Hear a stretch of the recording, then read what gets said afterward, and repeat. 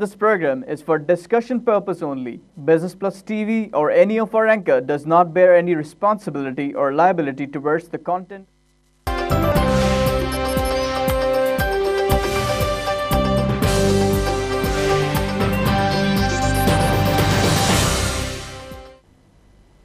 अस्सलामुअलैकुम and welcome to the program PSX hotline और मैं हूं आपका होस्ट रोहेल इंतखाब। प्रोग्राम में हम बात करते हैं पाकिस्तान स्टॉक एक्सचेंज की, बात करते हैं स्टॉक्स की, बात करते हैं पाकिस्तान की इकनॉमिक्स की कि क्या कुछ चल रहा है इस मुल्क की इकनॉमिक्स में, इस मुल्क के सराउंडिंग्स में, और इस पे पड़ने वाले कुछ पॉलिटिकल असरात जो कि अब मुतासिर कर रहे हैं हमारे स्टॉक एक्सचेंज के फ्लोर को। वो किस तरीके से मुतासिर कर रहे हैं, कौन कौन से कॉजेज़ हैं जो बराह रास्त और इनडायरेक्टली भी असरअंदाज हो रही हैं, ये तमाम तर चीज़ें हम आज प्रोग्राम में रखेंगे आपके सामने। पिछले हफ्ते की बात करें तो पिछला जो हफ्ता गुजरा वो क्वाइट डिस्प्रेस गुजरा और अगर देखा जाए पॉलिटिकल इन्फ्लुएंस बहुत ज़्यादा रही, जिसकी वजह ये हम देख रहे थे और प्रोग्राम में जो एनालिस्ट होते हैं वो उन्होंने भी यही इस पर कॉमेंट किया कि there is a international change of politics, जिसकी वजह से हमने तमाम तर इंडेक्स को पीछे जाते हुए देखा। पिछले हफ्ते की मैं बात करूंगा, अगर मंडे की बात करूं तो आपको बताऊं कि वीकली एनालिसिस अगर करें हम मंडे का, तो मंडे को आप देखें KSE 100 की जो क्लोजिंग थी वो 40,414.72, जिसमें हमने चेंज देखा था 51 पॉइंट्स का आपने देखा, तो ऑलमोस्ट ये चीज़ आपके सामने रही। अगर टोटल डेली वॉल्यूम्स की बात करूं तो 876.83 मिलियन शेयर्स। मंडे को बहुत हेल्दी मार्केट देखी हमने। Now let's talk about Tuesday की बात करूं तो 40,340 की मार्केट रही और चेंज हमने देखा -74। इतना ज़्यादा कोई फ़र्क नहीं पड़ा। अगर मिलियन शेयर्स की बात करूं तो 903.22 मिलियन शेयर्स हमने ऑब्जर्व किए। अब बात करते हैं वेडनेसडे की। वेडनेसडे मिड होता है, करीब होता है क्लोजिंग से, तो वेडनेसडे की जो क्लोजिंग आई वो 39,771.42, जिसमें हमने चेंज देखा 569 पॉइंट्स का, बहुत ज़्यादा चेंज देखा। उसी वक्त ही एक हलचल मच गई क्योंकि ना 50 था ना 100 था, ऑलमोस्ट 500 से ज़्यादा पॉइंट्स की हमने कमी देखी। और जो अगर वॉल्यूम्स की बात करूं तो वॉल्यूम्स ही कम रहे मंडे और ट्यूसडे के निस्बतन, 693.04 मिलियन शेयर्स। ये तो वेडनेसडे को हमने एक ट्रेड देखा, एक मार्क कर लिया कि हाँ मार्केट थोड़ी सी पीछे हो गई निस्बतन, क्योंकि आपको पता होगा 40 से हमारा 40,000 से स्टार्ट हुआ था। अब बात करेंगे थर्सडे की। थर्सडे को क्या रहा? थर्सडे को बहुत ही ड्रामेटाइज सिचुएशन बनी क्योंकि मार्केट 39,771 पे थी और आप देख सकते हैं कि थर्सडे को 40,135 के ऊपर आ गई। ग्राफ हमारा ऊपर चला गया। जो मंडे से शुरू हुआ था उसको काफ़ी कंट्रोल किया। चेंज आया 363 पॉइंट्स का, वो आपने देखा। और टोटल डेली वॉल्यूम जो कैलकुलेट हुए डेट वॉज 659.89 मिलियन। तो थर्सडे को हमने इंप्रूवमेंट देखी एज कंपेयर वेडनेसडे को जो एक ट्रेड बना। फ्राइडे की बात करेंगे। क्लोजिंग फ्राइडे की क्लोजिंग 100 इंडेक्स की आई 39,781 और उसमें हमने 353.36 का नेगेटिव चेंज देखा। वॉल्यूम आया 505.80 का। वेडनेसडे, थर्सडे, फ्राइडे ये कहा जा रहा था कि कोई करेक्शन नहीं, according to the analyst set the program and they set के there is a war between Pakistan and India. जो बातें चल रही हैं, जो रूमर्स आ रहे हैं, वॉट एवर वुड बी, और इन तमाम तर सूरत हाल को स्टॉक एक्सचेंज ने देखा कि इन चीज़ों से मार्केट में एक हलचल सी मची हुई है। स्टॉक्स भी हैं, क्या हैं वो सब बताएंगे आपको। ये तो सारी बातें हो गई। अब कैलकुलेशन के हवाले से बात करते हैं तो टोटल वीकली पॉइंट जो हमने कैलकुलेट किए वो नेगेटिव हैं और 581.73। अगर एवरेज डेली वॉल्यूम जो कैलकुलेट हुआ है इन तमाम तर दिनों का तो वो कैलकुलेट हुआ 727.69 ये मिलियन शेयर्स के जो हमने बताए थे। ठीक है, तो ये सारी सूरत हाल आपके सामने रख दी। कैलकुलेशन के हिसाब से जो वीक गुजरा वो मैंने आपके सामने रख दिया। लास्ट वीक जो हमने कैलकुलेट किया, अगर मैं उससे पिछले वीक की बात करूं तो निस्बतन बेहतर रहा पॉइंट्स के हवाले और वॉल्यूम्स के हवाले से। आज की बात करेंगे। वीक की परफॉर्मेंस आपके सामने रख दी। अगर मैं आज की बात करूं तो आज आपने मार्केट को कितना सस्टेन देखा या कितना ड्रैग देखा और डिप्रेस देखा। KSE 100 इंडेक्स की जो वॉल्यूम था वो 40,220.76, जिसमें हमने 438 पॉइंट्स का पॉजिटिव चेंज देखा माशाल्लाह। KSE 30 इंडेक्स की बात करते हैं तो 22,348.94 और इसमें हमने 241.09 का पॉजिटिव चेंज देखा KSE 100 में भी और KSE 30 में भी। ऑल शेयर इंडेक्स की बात करते हैं तो 27,431.38 जिसमें 277.42 का हमने ओवरऑल कैलकुलेट किया, ये वो चेंजेस रहीं। ये तो कंपनीज के हमने क्लोजिंग्स आपके सामने रख दी। अब इन कंपनीज के हम वॉल्यूम्स की बात करेंगे। KSE 30 53.11 million shares, KSE 100 124.42 million shares, all shares 484.01 million shares. ये तो हमने इनके वॉल्यूम्स की बात कर ली। Now let's talk about those companies जो आज हमने ओवरऑल कैलकुलेट करी अपनी परफॉर्मेंस के हिसाब से, यानी जो कंपनीज ऑब्जर्व करी हमने उनमें कितना काम देखा। टोटल 406 कंपनीज को हमने मॉनिटर किया, जिसमें एडवांस और इंक्रीज देखा 281 कंपनीज में। देयर इज डिक्लाइन और decrease in 107 companies, but there is no change in 8 companies. जो 8 कंपनीज हैं उनको फ्रीज और न्यूट्रल देखा।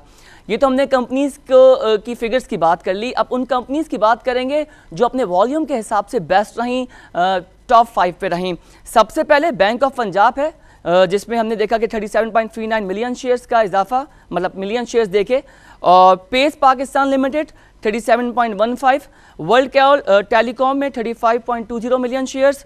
मीडिया टाइम्स लिमिटेड माशाल्लाह ये हमारा इदारा है, इसने 27.06 का जो है वो मिलियन शेयर्स का इसमें हमने बिजनेस देखा। परवेज अहमद कंपनी को आपने कभी इतना नहीं देखा होगा, तो आज वो भी नंबर 5 पर है और उसमें हमने 22.54 जो है ये मिलियन शेयर्स देखे। अब तो हमने सारे वॉल्यूम्स की बात कर ली है। अब बात करेंगे उन कंपनीज के जिनके आज शेयर प्राइस में इजाफा रहा, जिनका आज शेयर प्राइस बढ़ा। सैनोफी एवेंटस में हमने देखा कि 49.62 उसके शेयर प्राइस इंक्रीज रहा। Atlas battery 38.01, Khyber tobacco 37.40, Miller tractor 32.35 and sapphire fibre में 31.24। ये तो वो फैक्ट्स एंड फिगर्स हैं जिसके आज शेयर प्राइस बढ़े। जिन कंपनियों के आज शेयर प्राइस बढ़े वो मैंने आपके सामने रख दिए। अब बात करेंगे उन कंपनीज के जिनके शेयर प्राइस आज लॉस में रहे, कम रहे। तो सबसे पहले Philip Morris Pakistan 79.23 loss, smile industry 17.97, Murree Burevi में 14.83, मिचेल्स फ्रूट 8.75, मरी पेट्रोलियम 7.71। आज की कारकर्दगी मैंने आपके सामने रख दी है। अब इसी पे कमेंट कर लेंगे। प्रोग्राम में हमारे एनालिस्ट हमें ज्वाइन करते हैं, वो मार्केट से बाखूबी वाकिफ़ होते हैं और बेहतर तरीके से वो मार्केट की डायमेंशंस को बता सकते हैं। तो मोहसिन ईदी साहब ने मैं ज्वाइन किया है, डायरेक्टर हैं अल्फा अदी सिक्योरिटीज़ के। Sir welcome to the show. कैसे हैं सर, आप ठीक ठाक हैं? जी फर्स्ट क्लास। आदि साहब, आज हमने ओवरऑल पहले तो हमने वीक की बात करी, उस पर कमेंट लूँगा। जो पिछला वीक आपका ने देखा पाकिस्तान स्टॉक एक्सचेंज में, जो हमने ट्रेडिंग देखी, जो इन्वेस्टमेंट देखी, एक अगर बुध की मैं बात करूं बिकॉज उसको मार्क किया गया है, वेडनेसडे में हमने 500 से ज़्यादा पॉइंट्स नेगेटिव देखे। उसके बाद कुछ चीज़ें कुछ चेंज देखी हैं। What do you think about it कि पिछले हफ्ते का क्या कुछ रहा? फिर मैं आज की मार्केट पर बात करूँगा। जियोपॉलिटिकल सिचुएशन सबके सामने, बिल्कुल डेमोग्राफिकली हम जिस तरीके से प्लेस्ड हुए थे, जो एक्शंस लिए गए थे उस वक्त, क्रॉस बॉर्डर सिचुएशन काफ़ी हद तक एक ऑलमोस्ट टेरिफाइंग सिचुएशन रही है लास्ट वीक के अंदर। जिस तरीके से कमेंट्स एक्सचेंज हो रहे थे, हम सब मीडिया वर्ल्ड का पार्ट हैं। डेफिनेटली फॉरेनर्स जब ये चीज़ फिटनेस कर रहे होते हैं तो they consider this as highly risky और वो सबसे पहले एग्जिट लेते हैं इस तरह की पोजीशंस के अंदर। प्लस हमारा इंडेक्स लेवल इतना हाई स्टेज के ऊपर है और जिस तरीके से प्रॉफिटेबिलिटी उनको नज़र आ रही थी, सो दे हैव इनिशिएटेड कि हमें सेल करना चाहिए, इस वजह से इनिशिएट हुए हैं। अच्छा, सेल करना चाहिए, लोकल ये सोच रहा है? नहीं, फॉरेनर्स सबसे पहले इनिशिएट करते हैं इसे, और लोकल फंड्स ने भी डेफिनेटली अपनी पोजीशंस के अंदर करेक्शन जब वो विटनेस कर रहे हैं मार्केट के अंदर, तो अपनी प्रॉफिट टेकिंग को बुक ज़रूर करेंगे। छोटे इन्वेस्टर्स पे डेफिनेटली उनके पीछे चलना शुरू हो जाते हैं। तो ओवरऑल वीक की सिचुएशन जो है हमें नेगेटिव नज़र आई है। उसके अंदर बहुत हद तक हमें वॉल्यूम सेल साइड पे नज़र आया है, लेकिन वॉल्यूम होते हुए हमेशा दोनों प्रोस्पेक्ट्स होते हैं। जब आप सेल कर रहे हैं तो काउंटर पार्टी बाइंग के लिए आपके पास वहाँ पे स्टेटस कर रही होती है। इस दफ़ा मार्केट में लोअर कैप्स नहीं लग गए थे कि मार्केट बिल्कुल ही लोअर हो गई है, उस पर वॉल्यूम्स नहीं आ रहे हैं, ऐसा नहीं हो रहा था। तो ये एक अच्छी साइन भी रही है कि करेक्शन ज़रूर थी, लेकिन आइटम्स कुछ ऐसे भी थे जो अपनी परफॉर्मेंस, अपने फंडामेंटल्स को स्ट्रिक करते हुए लेके चल रहे थे। तो there was a mix scenario. Yes, market इतनी हाई साइड के ऊपर थी कि करेक्शन वाज देयर। करेक्शन आता है तो हेल्दी करेक्शन की फॉर्म में आता है, तो यस इट्स फाइन। ये नहीं एक्सपेक्ट किया जा रहा था कि पाकिस्तान इंडिया की सिचुएशन इस तरह आ जाएगी और इस तरह रफ हो जाएगा करेक्शन, क्योंकि वॉलेटिलिटी काफ़ी रही है। कुछ लोग एक्सपेक्टेशंस नहीं रख रहे थे कि इतनी वॉलेटाइल हो जाएगी सिचुएशन, एक साथ ही हो जाएगी। तो that's how people are not expecting, इसकी वजह से एक इम्पैक्ट। ठीक है, ये तो हमने पिछले वीक की बात करी। आज निस्बतन मार्केट बहुत बेहतर है। अगर पॉइंट्स की बात करें तो 438 पॉइंट्स का हमने KSE 100 में इजाफा देखा और वॉल्यूम वही माशाल्लाह 40,220 का रिकॉर्ड हो गया। अब क्या लगता है आपको कि ओपनिंग मंडे से आगाज़ अच्छा हुआ है मार्केट का, ये आगे किस तरीके से देखते हैं? क्योंकि सर जिस तरीके की डेवलपमेंट इंडिया की जानिब से आ रही है, मैं इंडिया पे ही बात करूंगा बिकॉज एक मेन स्ट्रीम रीज़न यही था मार्केट में ऑब्जर्व करने का।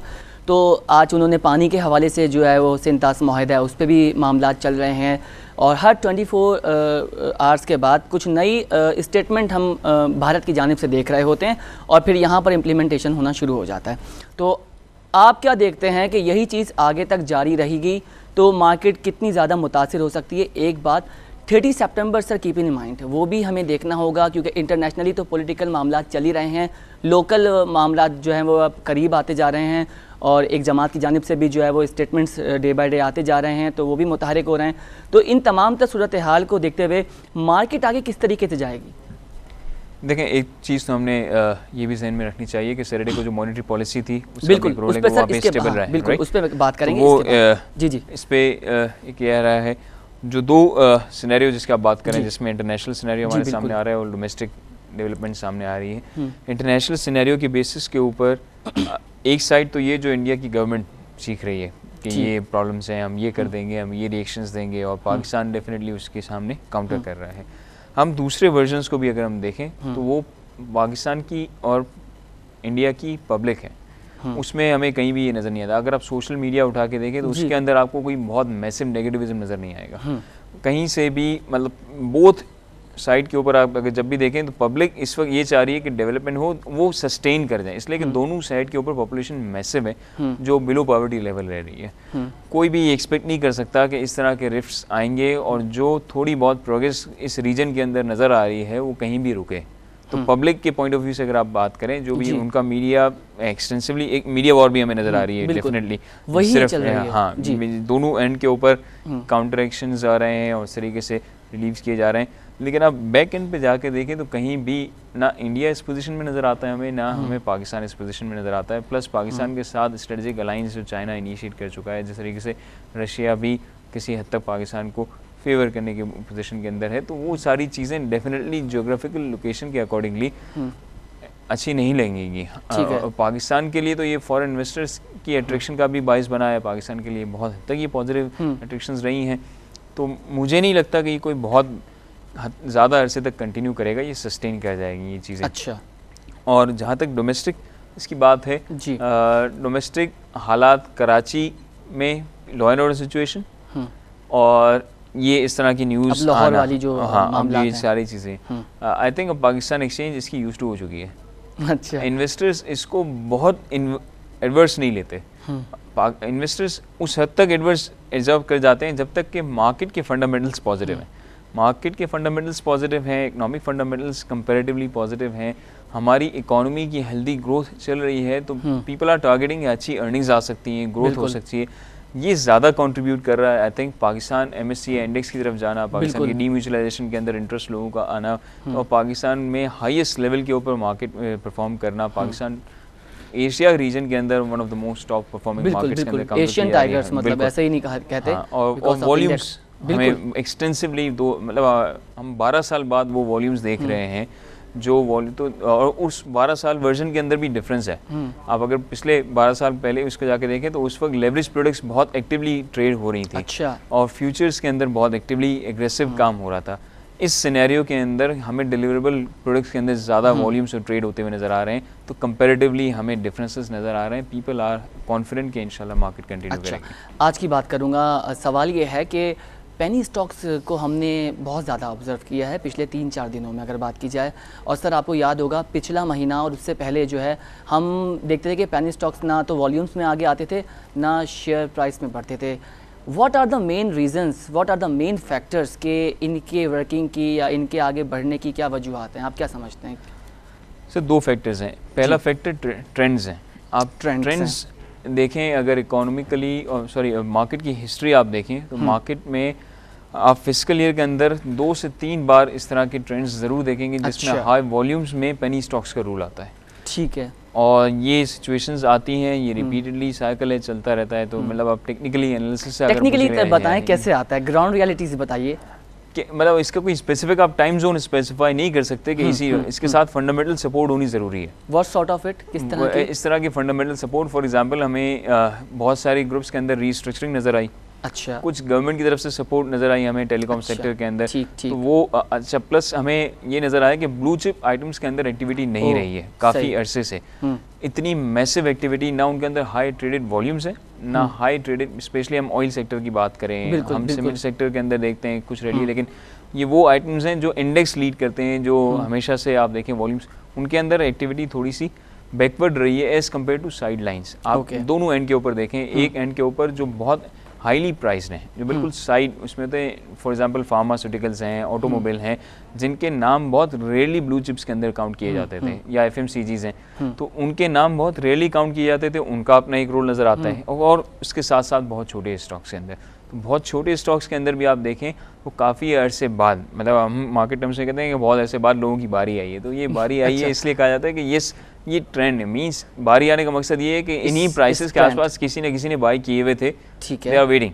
ठीक है, दे आर वेटिंग मींस ये प्राइसेस पहले आई हैं, सीजनल भी कह सकते हैं, सीजनल हैं, सीजनल भी कह सकते हैं। बेस पीछे फंडामेंटल सपोर्टिव एलिमेंट्स जरूर आए हैं, कुछ ग्रुप्स की रीस्ट्रक्चरिंग। सर हर ग्रुप के पीछे होता है जी, हर ग्रुप के पीछे होता है, चाहे वो पेनी स्टॉक हो या बहुत बड़ा स्टॉक हो, फंडामेंटल्स जरूर आते हैं। फंडामेंटल्स को देखते हुए इन्वेस्टर्स पोजीशन लें ब्लाइंडली। अक्सर हम देखते हैं चीज़ें, बहुत सारे पावर यूनिट्स सिक हो गए थे, गवर्नमेंट उनके पीछे काम कर रही है कि उनको रीएक्टिवेट किया जाए। तो this is one of the fundamental factor जिसके पीछे हमें नजर आता है। क्या कुछ टेलीकॉम सेक्टर के अंदर हम देख रहे हैं कि कुछ मर्जर्स की न्यूज़ हैं, कुछ एक्विजिशंस की हमारे पास न्यूज़ आ रही हैं, कहीं ना कहीं हमें फंडामेंटल न्यूज़ ज़रूर मिलती है जो टेक्निकल्स को सपोर्ट कर जाती है। That's why they are initiating on the factor based of this. तो ये दोनों रीजंस मुझे नज़र आते हैं मार्केट। ठीक है, के इलेक्ट्रिक के हवाले से बात करूंगा। दोबारा स्टेटमेंट आई है कि अगले हफ्ते 66% शेयर्स जो है वो प्रपोजल दूसरी कंपनीज ने भी भेजा था, दूसरे ग्रुप्स ने भी भेजा था, लेकिन सबसे अच्छे पैसे शंघाई दे रहा है इस वक्त। बिल्कुल। तो उनके साथ मामला तय पा रहे हैं। तो आप क्या समझते हैं कि ये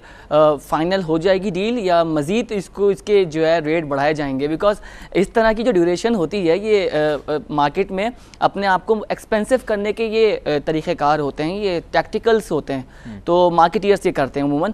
तो आप क्या समझते हैं कि के इलेक्ट्रिक का कहाँ क्या फ्यूचर देखते हैं आप? शंघाई के साथ डील मामला पालेगा? एक और ग्रुप का नाम भी सामने आ रहा है, एक 2-3 ग्रुप्स हैं कि वो कम पैसे दे रहे थे। तो ओवरऑल अब जो खबरें आ रही हैं न्यूज़ में वो ये कि शंघाई के साथ मामला बैठ जाएंगे, 66% ऑफ शेयर्स वो फरोख्त हो जाएंगे, या फिर ओवरऑल टेक ओवर भी हो सकता है।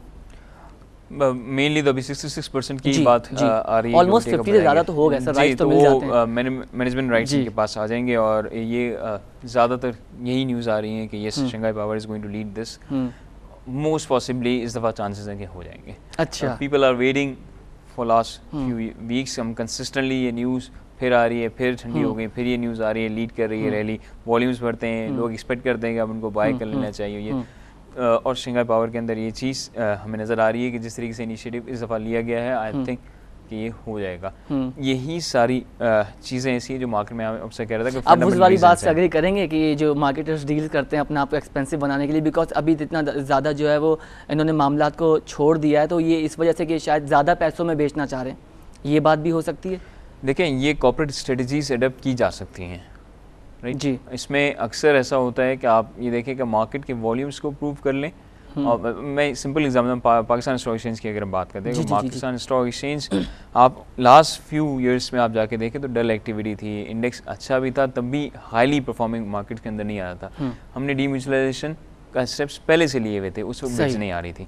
अब आप देख रहे हैं कि मार्केट में एक्टिविटी हायर है, इंडेक्स हायर है, तो डीम्यूचुअलाइजेशन के अंदर भी एक्टिविटी हमें ज़्यादा एग्रेसिवली होती हुई नज़र आ रही है, हमें भी बिड्स यहाँ पे ज़्यादा एग्रेसिवली नज़र आ रही हैं। तो यस, अब ये इंटेंशनली ज़रूरी नहीं है फ्रेमवर्क किया जाए, कुछ फंडामेंटल रीजंस भी होते हैं उसके पीछे। ठीक है, कुछ डिसीजंस ऐसे होते हैं जो ये डिसाइड करती है मैनेजमेंट कि हमने जब इस स्टेप की तरफ मूव करना है तब हमने ये डिसीजंस टेकअप करने हैं, तो ये कंट्रीब्यूट कर रहे होंगे हमारी बुक वैल्यू को एनहांस करने के लिए।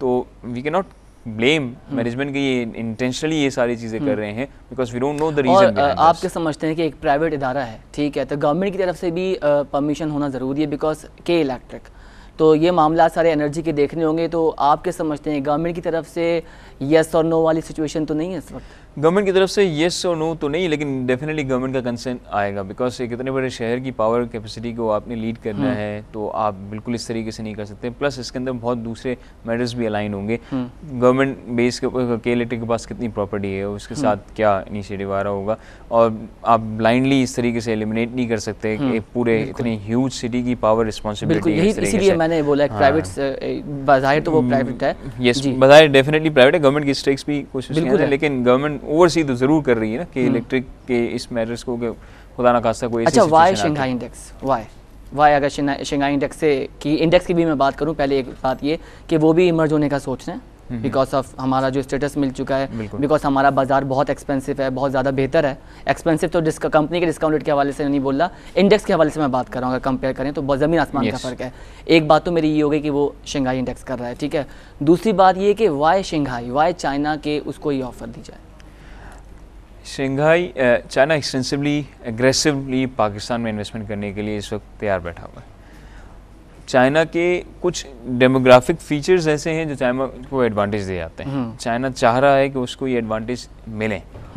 स्ट्रेटेजिकली अगर पाकिस्तान में चाइना नहीं आता और कोई और आता है तो चाइना कॉम्पिटिटर पैदा कर रहा होगा, राइट, और जो चाइना नहीं। मेरा सवाल उसी तरफ ही है कि मैं मतलब जो आपके पास दूसरा ऑप्शंस हैं, अगर मैं यूएसए की बात करूं, मैं अगर बरतानिया की बात करूं, तो अगर चाइना नहीं तो फिर इन दो ऑप्शंस को देखना पड़ेगा। और ऐसा सिटी कराची, आप क्या समझते हैं, बिकॉज इसमें बहुत सारे मामलात आ जाएंगे।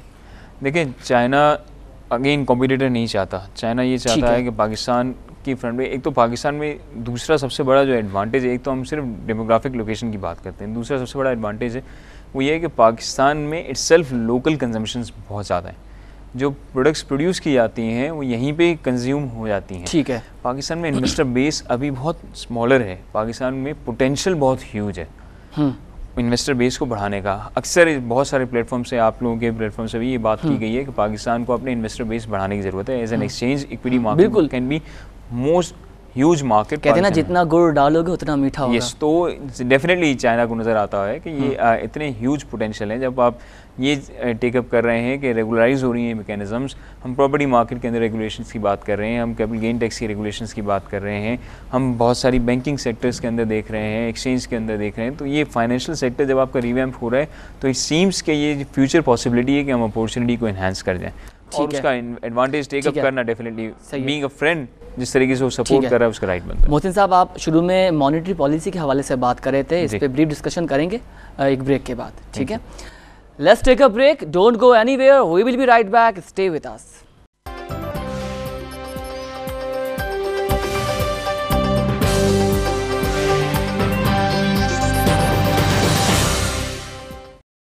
Welcome back. Monetary policy announce हुई है सैटरडे को और उस हवाले से आज प्रोग्राम में बात करेंगे, बिकॉज ये डे है फर्स्ट और मौका नहीं मिला क्योंकि क्या गवर्नमेंट ने पॉलिसी रखी, स्टेट बैंक ने तमाम तर सूरत हाल जो प्रेस रिलीज़ जारी करी अपनी वेबसाइट पर, और उस पर कुछ तहफ़्फ़ुज़ात थे लोगों के कि वो एक्सपेक्ट कर रहे थे डू मोर, और चीज़ें कुछ क्लियर नहीं थी पॉलिसीज़ के हवाले से। 2 मंथ्स की कारकर्दगी भी देखी और पिछले साल को भी कंपेयर किया, तो इन तमाम तर चीज़ों पे बात करेंगे। मोहसिन साहब, आप डिस्कस करें कि जो मॉनेटरी पॉलिसी अनाउंस हुई 24 सितंबर को, तो उसको आप कैसा देखते हैं?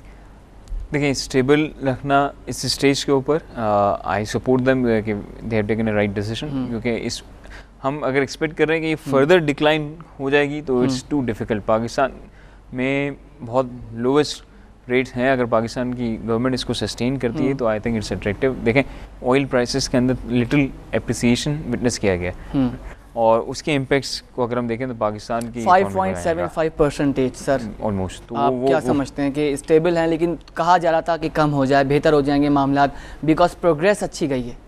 अगर लोग कह रहे हैं कि बड़ी लोगों ने जो है वो तनकीद भी की है गवर्नमेंट पे कि पॉलिसी वाजे नहीं है भाई, क्या मतलब ये कुछ जो अगस्त में भी इन्होंने किया उस पर भी सेटिस्फेक्शन नहीं थी। आपका पॉइंट ऑफ व्यू क्या, आप क्या कहते हैं? आई थिंक हम क्रिटिसिज्म एक्सटेंसिवली कर रहे होते हैं, हमें थोड़ा सा रियलिस्टिक अपॉर्चुनिटी भी देखनी चाहिए। हम इस स्टेज तक आए हैं, ये भी एक बड़ी बात है डेफिनेटली। इसमें मैं ये नहीं कह रहा कि गवर्नमेंट का पूरा रोल है, इसमें अल्लाह ताला की ब्लेसिंग्स हैं कि ऑयल इतना नीचे आया है, इन्फ्लेशन कंट्रीब्यूट कर रहा है डेफिनेटली इकोनॉमी के अंदर, और बहुत सारे ऐसे हालात हमारे लिए फेवरेबल रहे हैं overall economic point of view से कि पाकिस्तान के लिए बहुत बेटर सिचुएशन रही है। तो मैं ये तो नहीं कहूँगा कि ये बहुत ही वर्स्ट डिसीजन था कि और गिरा सकते थे, बिल्कुल नहीं गिराया, नहीं। आई थिंक स्टेबल तो रखा जा सकता था, ये तो एवरीवन इज एक्सपेक्टिंग ये शायद गिरा दे, लेकिन स्टेबल रखे हैं इसको अगर हम लेके चलते हैं इस तरीके से, तो आई एम एक्सपेक्टिंग ये फर्दर डिक्लाइन नहीं फ्यूचर में होगा। पॉलिसी में वाज़ेह तौर पर क्या है कि अनसर्टेनिटी एग्जिस्ट देयर। अगर ऑयल, क्रूड ऑयल के प्राइसेस इंटरनेशनली शफल होते हैं, फ्लक्चुएट होते हैं, तो 2 महीने बाद हो सकता है कि ये स्टेबल भी ना हो, इन्फ्लेशन इसी बेस पे मैं कह रहा हूँ कि ये स्टेबल कर रहे हैं, तो हमें कंसिस्टेंसी चाहिए कि स्टेबिलिटी कंसिस्टेंसी के साथ बरकरार रहे, rather than just pushing it down and then coming back again to it. तो अगर आप सस्टेन कर जाते हैं और आप 6 महीने तक भी इसको सस्टेन कर जाते हैं, तो इट्स मच मोर बेटर कि आप फिर इसको डिक्लाइन करें, फिर इसको ऊपर लेके आएँ, जिसमें इनकन्सिस्टेंसी आ जाती है। अगर आप कंसिस्टेंट रेट के साथ कंटिन्यू कर जाते हैं तो इट्स मच बेटर, क्योंकि इंटरनेशनली इकोनॉमीज़ के अंदर यही होता है कि कंसिस्टेंट पॉलिसीज़ होती हैं। हमारी इनकन्सिस्टेंसीज़ के बेसिस के ऊपर इंपोर्ट और एक्सपोर्ट बिल्स के ऊपर बहुत फ़र्क पड़ता है। प्लस डेफिनेटली गवर्नमेंट जब बोरिंग कर रही होती है तो इकोनॉमिक पॉइंट ऑफ व्यू से it's not a write signal. ठीक है, डायरेक्ट और इनडायरेक्ट टूल्स होते हैं डिमांड एंड सप्लाई को बेहतर करने के लिए, जो कि स्टेट बैंक किसी भी कंट्री का मॉनेटरी पॉलिसी को कंडक्ट करता है और फिर जारी करता है। डायरेक्ट पॉलिसी टूल की तरफ आऊँगा। इंटरेस्ट रेट आपने बता दिया मुझे, ठीक है। क्रेडिट कंट्रोल्स की बात करेंगे। स्टेट बैंक ने अब से 2 हफ्ते पहले या उससे भी पहले ऑलमोस्ट पॉलिसी अनाउंस होने से पहले ये बात बोल दी थी कि बहुत ज़्यादा डेप्स हो गए भाई, और बहुत ज़्यादा कर्जे हुकूमत की तरफ से हो गए हैं, नोट बहुत छापे जा रहे हैं। तो क्रेडिट कंट्रोल किस तरीके से होगा, और तमाम तर सूरत हाल। फिर प्राइवेट बैंकों की बात अलग की जाए तो मुल्क में जो डेप्ट्स है उसको इंक्रीज़ किया जा रहा है। आपको याद होगा पिछले महीने भी एक बड़ी ब्रेकिंग न्यूज़ चली थी कि कर्जे पाकिस्तान के बहुत ज़्यादा हो गए। कौन उतारेगा सर ये?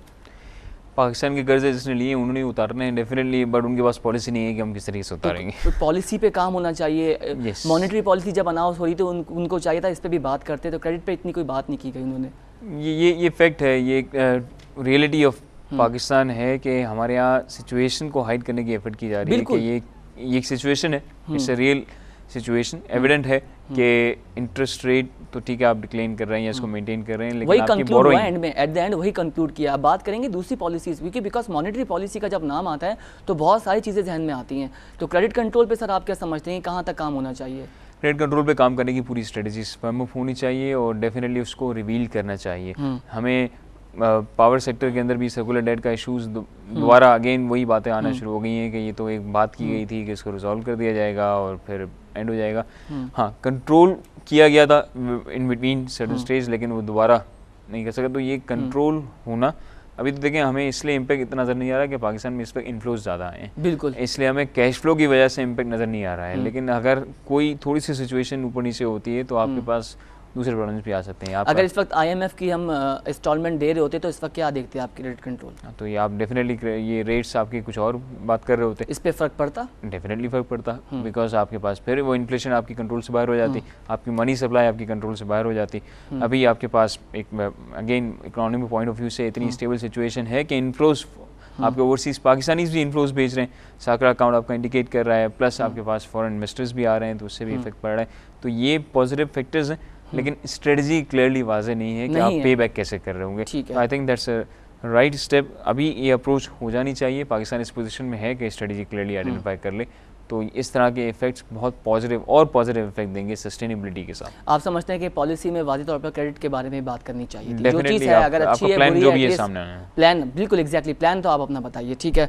लैंडिंग टू डोमेस्टिक बैंक्स, इस पर भी कोई बात नहीं की गई, क्योंकि बैंकों की तरफ से अगर प्राइवेट बैंक की बात करूँ, कमर्शियल बैंक की बात करूँ, गवर्नमेंट के बैंक की बात करूँ, तो मामला बहुत ज़्यादा हमें मुख्तलिफ नज़र आते हैं। कर्ज़ों की बात करें तो लैंडिंग टू डोमेस्टिक बैंक पे आप क्या कमेंट करेंगे? गवर्नमेंट बोरिंग का हमेशा से इशूज़ रहे हैं। गवर्नमेंट बोरिंग एक ऐसा चैप्टर है, मुझे लगता है इसके ऊपर किताबें लिखी जा सकती हैं हिस्ट्री के ऊपर, कि कंसिस्टेंटली ये कहा गया है कि हमारी पॉलिसीज़ के अंदर स्टेबिलिटी नहीं रही है, इनकन्सिस्टेंसी रही है। अगेन वही वाली बात कि आपके पास प्लानिंग नहीं है कि आपको आगे लेके कैसे चलना है। तो वो चीज़ें हैं, but I think certain elements ऐसे इनिशिएटिव लिए गए हैं गवर्नमेंट की तरफ से जो टैक्स के एनहांसमेंट बढ़ाना है, उसकी वजह से गवर्नमेंट के पास कैश फ्लोज इम्प्रूव होने हैं। गवर्नमेंट के cash flows last year improve हुए हैं। गवर्नमेंट के उन कैपिटलाइज नहीं कर पा रही है या क्या उसके कंसर्न्स हैं, मुझे वो तो नहीं पता कि गवर्नमेंट क्या उसके स्टेप्स लिए, लेकिन ये इट इज़ वेरी क्लियर कि गवर्नमेंट ने लास्ट टाइम टारगेट्स भी अचीव किए हैं। टैक्स कलेक्शंस के बेसिस के ऊपर काफ़ी हद तक गवर्नमेंट ने टैक्स इम्पोजिशन नॉन फाइलर्स की बढ़ा दी, रेट्स बढ़ा दिए। कुछ ऐसे सेक्टर्स है जो नॉन फाइलर्स को एंटरटेन कर रहे थे, लाइक प्रॉपर्टी, उसको भी केटर किया है। तो जब टैक्स नेट बढ़ा है, इसका बेस ब्रॉडन हुआ है, तो मेरे ख्याल से कलेक्शन अब इतनी इम्प्रूव हो जानी चाहिए कि आपके पास एक कॉन्क्रीट प्लान हो कि आप गवर्नमेंट बोरिंग यहाँ पे फुल स्टॉप हो जाएगी, हमारे पास ये पेमेंट के mechanisms and this is how we are going to plan for the rescheduling of the payments. Direct policies की तो हमने आपसे बात कर ली, जिसमें क्रेडिट कंट्रोल, इन्फ्लेशन और लैंडिंग टू डोमेस्टिक बैंक्स आ गए। इनडायरेक्ट पॉलिसी की बात करते हैं, ठीक है। रिजर्व रिक्वायरमेंट क्या होनी चाहिए, मतलब फंड्स लेने के लिए, रिजर्व लेने के लिए, टैक्स आपकी बात कर रहे थे आप अभी, टैक्स इम्पोज कर देना, ठीक है। तो मॉनेटरी पॉलिसी में भी रिजर्व का कोई जिक्र नहीं है, कितनी क्वांटिटी में हैं, कितने हैं।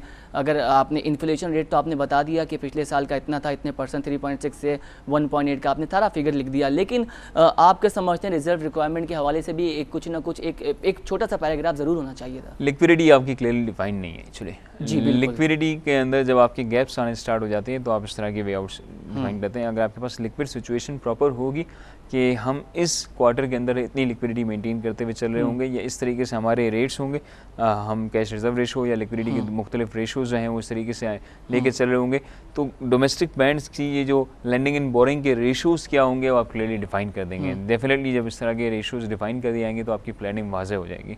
उसी बेसिस के ऊपर आपके जो भी ज़राए हैं उन ज़राए को आप पूल इन करें, लिक्विडिटी को स्पेसिफाई करें, आपकी बोरिंग भी कंट्रोल हो जाएगी, आपके डेफिनेटली पे बैक्स के शेड्यूल भी प्लान हो जाएंगे। वो चीज़ें यस आपकी लैकिंग है। फिस्कल पॉलिसी भी आपकी कहीं ना कहीं इम्पेक्ट कर जाती है यहाँ पे आके, और आई थिंक इसमें एक हार्ड कोर टीम बैठनी चाहिए जो प्रॉपर स्ट्रेटजी प्लान कर सके। जो मॉनेटरी पॉलिसी हम दूसरे कंट्री से कंपेयर करते हैं, कंट्री डेवलप हो ना हो इट डजंट मैटर, लेकिन पॉलिसीज़ तो क्लियर होनी चाहिए गवर्नमेंट की तरफ से, बिकॉज पॉलिसीज़ क्लियर होंगी तो मामलात आगे उन्हीं पॉलिसीज़ को देखते हुए अच्छे चलेंगे। जब आपकी पॉलिसीज़ क्लियर नहीं है, आपने सिर्फ इन्फ्लेशन रेट पर बात करनी है, आप और फंडामेंटल्स तो बताओ। अगर हम कंपेयर करते हैं, अमेरिका को तो छोड़ें सर, हम अगर दूसरे कंट्री जो हमारे पाकिस्तान डेवलप होने के बाद, बांग्लादेश की मैं बात करता हूँ आपसे, बांग्लादेश की भी अगर आप मॉनेटरी पॉलिसी देखेंगे तो बहुत डिफरेंट है। क्यों लैकिंग है सर, क्या वजूहात हैं? क्या हमारे पास रिसोर्सेज नहीं है, क्या अमला अच्छा नहीं है, या लाना नहीं चाहते सामने? नहीं सर, अमला भी है, रिसोर्सेज भी हैं, बट हमारा अब नेचर बन चुका है थोड़ा सा अनप्रोफेशनली चीज़ों को लेके चलने वाला। ये सर हम सिर्फ गवर्नमेंट पे आके बात खत्म कर देते हैं, बट ऐसा है नहीं। ये गवर्नमेंट नहीं, आपको बहुत सारे प्राइवेट इदारों के अंदर भी ये मिलेगा। बिल्कुल, बहुत हद तक इनफॉर्मल सिचुएशंस हैं, हम प्रोफेशनली चीज़ों को हैंडल नहीं कर रहे होते।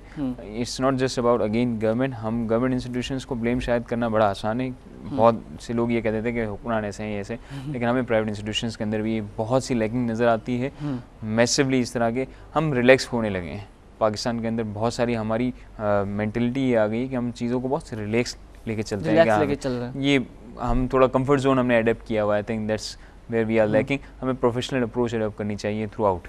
सही। मोहसिन साहब, सेक्टर्स की बात करेंगे, टर्नओवर बता दूं ऑडियंस को सेक्टर्स का, फिर आपकी तरफ दोबारा आता हूं। आज टर्नओवर क्या रहा किन सेक्टर्स का, आपको बताएं कि ऑटोमोबाइल असेंबलर्स 5,37,000, और अगर ऑटोमोबाइल पार्ट्स की बात करें तो 3,99,500। सीमेंट की बात करें, सीमेंट को आपने देखा होगा कि पिछले टर्नओवर्स में वो बहुत बेहतर रहा। अगर वॉल्यूम्स की बात भी की जाए तो डिफरेंट ग्रुप्स के जो हैं वो सीमेंट की जो कंपनीज हैं उन्होंने बहुत बेहतर परफॉर्म किया।